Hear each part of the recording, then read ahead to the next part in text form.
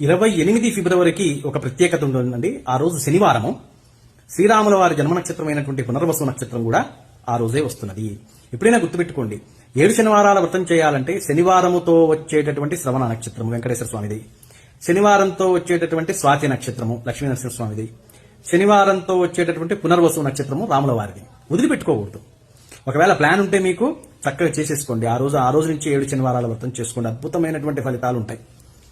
లేదా గోవిందనామాలు చేయండి. ఆ రోజు శని శాంతిస్తాడు.